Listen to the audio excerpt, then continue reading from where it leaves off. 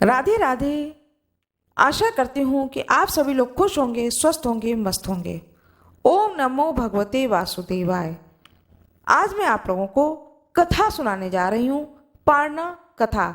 एकादशी व्रत को करने के बाद में दूसरे दिन पारना व्रत कथा अवश्य ही सुननी चाहिए। आइए सुनते हैं एकादशी की व्रत पारना कथा। बहुत समय पहले की बात है। इस पृथ्वी लोक पर अम्बरीश नाम के एक महान प्रतापी, महान ज्ञानी और महान भक्त राजा राज्य करते थे। अम्बरीश राजा अपने पूरे परिवार सहित एकादशी व्रत को धारण करते थे। वह पूरे साल भर के सारे एकादशी व्रत को करते थे। एक समय की बात है, राजा अम्बरीश ने एकादशी व्रत को धारण किया और दूसरे दिन द्वादशी तिथि के समाप्त होने के पहले वे एकादशी व्रत के पारना को करने जा रहे थे। अभी कुछ समय ही बचा था कि उस समय ऋषि दुर्वासा अपने बहुत सारे शिष्यों के साथ राजा अम्बरीश के दरबार में आ गए। राजा अम्बरीश ने ऋषि दुर्वासा का बड़ा ही स्वागत किया और कहा, हे ऋषिवर, आइए और भोजन ग्रहण करें। ऋषि दुर्वासा कहते हैं कि आज द्वादशी है, मैं पहले गंगा जी में स्नान करूंगा अपने शिष्यों के साथ में। इसके बाद भगवान शंकर की पूजा करूंगा विधि विधान से, क्योंकि भगवान शंकर मेरे इष्ट हैं, मेरे गुरु हैं। उसके बाद मैं भोजन ग्रहण करने आऊंगा, तब तक आप भोजन तैयार कराएं। राजा अम्बरीश ने ऋषिवर से कहा, हे ऋषिवर, जैसी आपकी इच्छा। ऐसा कह करके ऋषि दुर्वासा अपने शिष्यों के साथ में गंगा स्नान को चले गए। इधर द्वादशी तिथि का समापन होने वाला था।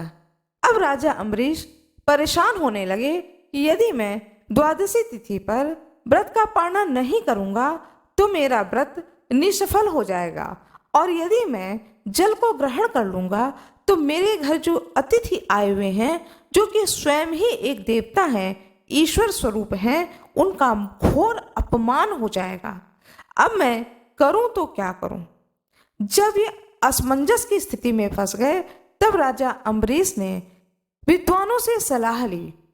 तो विद्वानों ने कहा कि हे महाराज, द्वादशी तिथि समाप्त होने से पहले आप अपने मुख में तुलसी दल लेकर के एक घूंट जल ग्रहण कर लें। इससे आपका व्रत भी भंग नहीं होगा और द्वादशी तिथि समाप्त होने से पहले व्रत का, एकादशी व्रत का पालना भी हो जाएगा। विद्वान लोगों के मतों को जान करके राजा अम्बरीश ने इसी कार्य को किया। उधर दुर्वासा ऋषि अपने शिष्यों के साथ में गंगा जी में स्नान करके भगवान शंकर की पूजा आराधना करके अपने शिष्यों से कहते हैं कि चलो अब राजा को इंतजार ना कराएं, समय पर पहुंच करके भोजन ग्रहण करें, क्योंकि राजा ने भी एकादशी व्रत को धारण किया है। आज उनका भी पारना का दिन है, उनका भी पारना का समय हो रहा है। ऐसा विचार करके ऋषि दुर्वासा राजा अम्बरीश के यहाँ महलों में आते हैं। योग बल से, अपनी शक्ति से ऋषि दुर्वासा जान जाते हैं कि राजा अम्बरीश ने तुलसी दल लिया है और साथ में एक घूंट जल पिया है। राजा के इस कृत्य को देख करके ऋषि दुर्वासा बहुत ही क्रोधित हो जाते हैं और ऋषि दुर्वासा ने अम्बरीश राजा को श्राप दे दिया। श्राप देने लगे, एक तिनका उठाया और तिनका उठा करके उनके ऊपर फेंका कि लो, मैं तुम्हें श्राप दे देता हूं कि तुमने जो मेरा अपमान किया है, इस अपमान के कारण तुम इसी स्थान पर भस्म हो जाओ। राजा अम्बरीश ऋषि दुर्वासा के श्राप को सुनकर उसी स्थान पर थर-थर कांपने लगे और श्री हरि विष्णु को याद करने लगे। उसी समय श्री हरि विष्णु वहां पर प्रकट होकर के अपने भक्त की रक्षा हेतु अपने सुदर्शन चक्र को छोड़ दिया राजा अम्बरीश के ऊपर उस सुदर्शन चक्र ने उस तिनके को काट दिया। इससे कोई भी श्राप राजा अम्बरीश तक नहीं पहुंच पाया। उधर वह सुदर्शन चक्र तिनके को काटने के बाद में ऋषि दुर्वासा के पीछे भागने लगा। सुदर्शन चक्र को देख करके ऋषि दुर्वासा महल से बाहर निकल गए। अब वो भागना शुरू कर दिए कि यह सुदर्शन चक्र तो मेरी जान ही ले लेगा, अब तो मेरे प्राणों के संकट आ गए हैं। ऐसा सोच करके ऋषि दुर्वासा भागते भागते ब्रह्मा जी के लोक पहुंचे। ब्रह्मा जी ने जब इस दृश्य को देखा तो उन्होंने ऋषि दुर्वासा से कहा कि हे ब्राह्मण, मैं आपकी कोई सहायता नहीं कर सकता हूँ, इस चक्र से मैं आपको नहीं बचा सकता हूँ, कृपया आप शिव धाम को जाएं। अब दुर्वासा ऋषि कैलाश पर्वत पर पहुंचते हैं, भगवान शंकर के धाम, और वहां पर भगवान शंकर से अपने प्राणों की रक्षा के लिए प्रार्थना करते हैं। इस दृश्य को देखकर भगवान शंकर कहते हैं कि हे दुर्वासा ऋषि, मैं भी इस चक्र से आपकी रक्षा नहीं कर सकता हूँ, इसके लिए तो आपको या तो आप विष्णु लोक जाइए या अम्बरीश राजा के ही दरबार में जाइए और राजा अम्बरीश से आप क्षमा मांगिए, तब यह सुदर्शन चक्र वापस स्वयं ही विष्णु भगवान के पास चला जाएगा। इस सलाह को मान करके ऋषि दुर्वासा तत्काल वहां से वापस लौटते हैं अम्बरीश के महल में, और राजा अम्बरीश के सामने खड़े होकर के दोनों हाथ जोड़ करके क्षमा मांगते हैं कि हे राजन, मेरा क्रोध का स्वभाव ही है, मैं अत्यंत क्रोधी स्वभाव का हूँ, इस कारण बिना विचार किए ही तुम्हें श्राप देने के लिए मैं तैयार हो गया, कृपया मुझे क्षमा करो और श्री हरि विष्णु को पुकारो, याद करो कि वे अपने इस सुदर्शन चक्र से मेरी रक्षा करें। ऋषिवर की इस अवस्था को देख करके राजा अम्बरीश को अत्यंत दुख हुआ और वो श्री हरि विष्णु से प्रार्थना करने लगे कि हे प्रभु, ऋषिवर को क्षमा करें। तब भगवान श्री हरि विष्णु ने राजा अम्बरीश को दर्शन दिया और ऋषि दुर्वासा को दर्शन दिए और कहा कि हे ऋषिवर, जो कोई भी भक्त बड़े ही भक्ति पूर्वक श्रद्धा पूर्वक एकादशी व्रत को करता है और दूसरे दिन पूरे विधि विधान से व्रत का पालना करता है, वह भक्त मुझे अत्यंत ही प्रिय है। उस भक्त की रक्षा करने के लिए हर समय मैं तैयार रहता हूँ। मेरे भक्त को कोई भी अनिष्ट नहीं कर सकता है। आपको मेरे भक्त को श्राप नहीं देना चाहिए, कृपया आप अपना श्राप वापस लें। तब ऋषि दुर्वासा ने अपना श्राप वापस लिया और राजा अम्बरीश से कहा कि मैं फिर आऊंगा तुम्हारे यहाँ भोजन ग्रहण करने। ऐसा कह करके ऋषि दुर्वासा वहां से चले गए अपने शिष्यों के साथ में।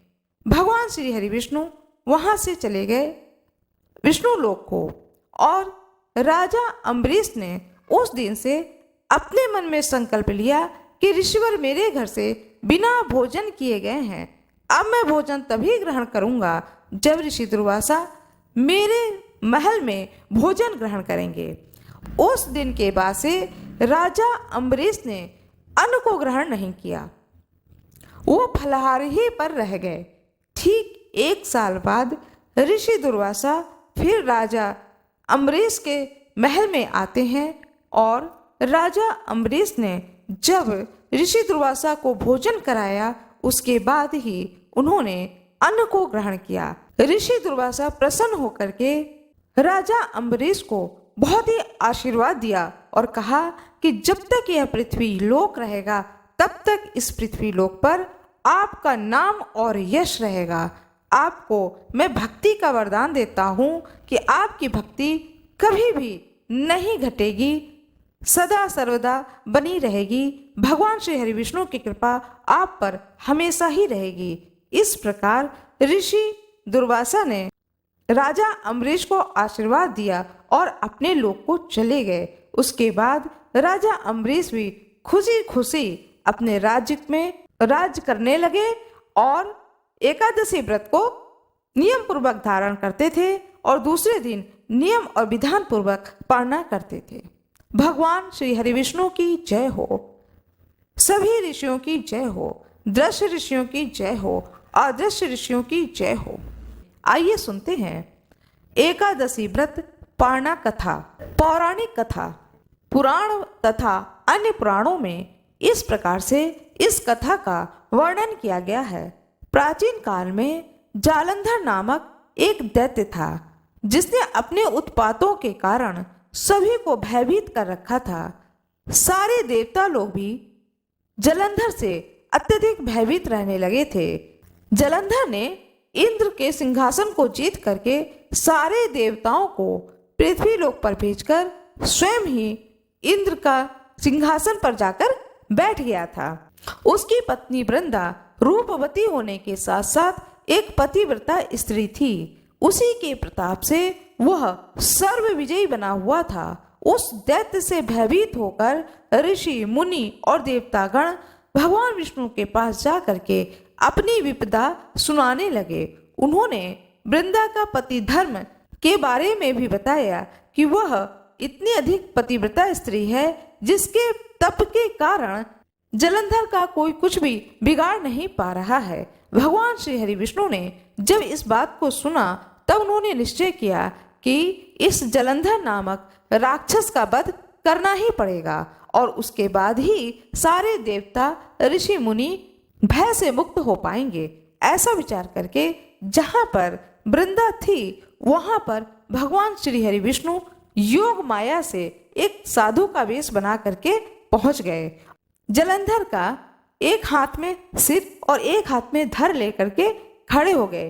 अपने पति के इस रूप को देख करके वह पतिव्रता स्त्री वृंदा विलाप करने लगी और विलाप करते करते उसने ऋषिवर से प्रार्थना करी कि हे ऋषिवर, आप मेरे पति को पुनर्जीवित कर दें। वृंदा के प्रार्थना को सुन करके भगवान श्री हरि विष्णु ने धड़ को सिर से जोड़ दिया और स्वयं छल से उस शरीर में प्रवेश कर गए। इस चीज को वृंदा नहीं जानती थी और अपने पति को पुनर्जीवित पा करके वृंदा अपने पति से लिपट गई। इससे वृंदा का सतीत्व धर्म नष्ट हो गया और थोड़ी देर बाद उसे ज्ञात हुआ कि यह स्वयं हरि विष्णु हैं।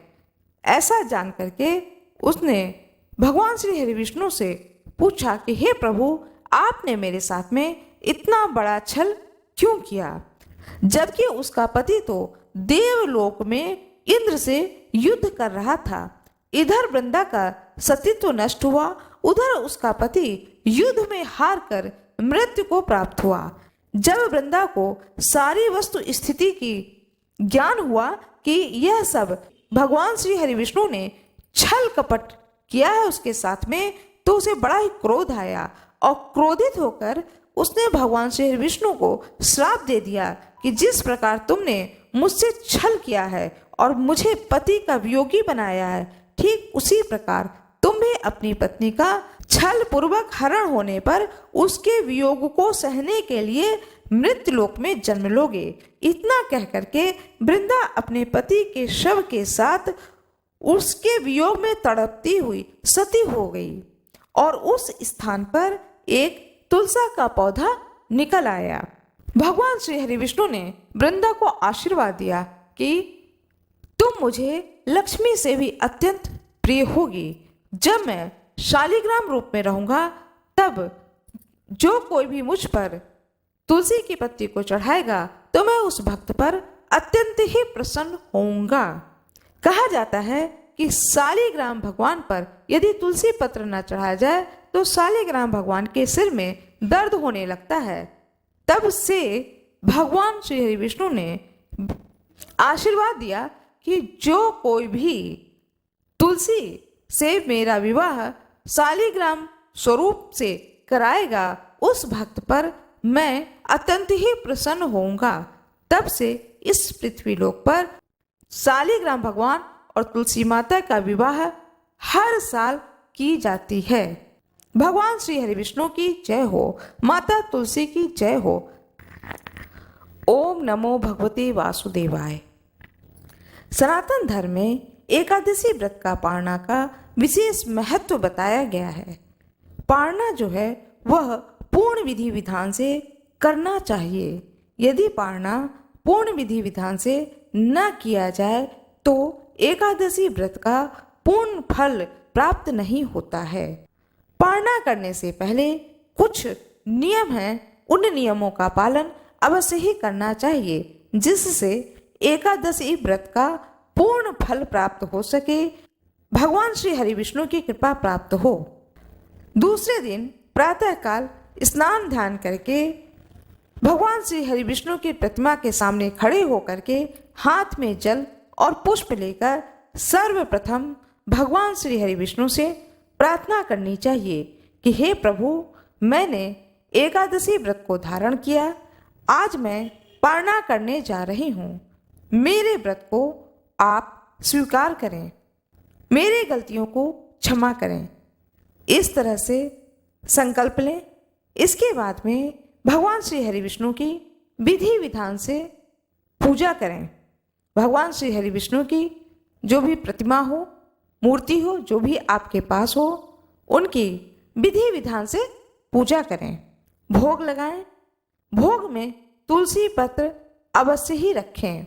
कहते हैं कि द्वादशी के दिन, पारणा वाले दिन, खीर भगवान श्री हरि विष्णु को भोग में अवश्य ही लगानी चाहिए, अथवा देसी घी से निर्मित कोई भी भोग बनाकर भगवान श्री हरि विष्णु को अर्पित करें।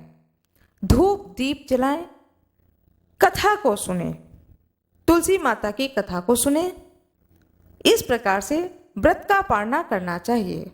इस तरह से श्री हरि विष्णु की पूजा करनी चाहिए। इसके बाद में दक्षिणा अवश्य ही निकालें। यदि आप सामर्थ्यवान हो तो किसी ब्राह्मण को बुला करके ब्राह्मण भोजन कराएं। यदि ब्राह्मण भोजन नहीं हो पा रहा है तो कोई बात नहीं है, थोड़ा सा सीधा निकाल करके उसमें दक्षिणा डाल करके रख दें। बाद में शाम तक भी किसी भी ब्राह्मण को आप दान स्वरूप दे दें। यदि सामर्थ्य हो तो उस दिन जूता, चप्पल, छाता, पानी का बोतल, पानी से भरा हुआ घड़ा, इस तरह से इन चीज़ों का भी दान कर सकते हैं।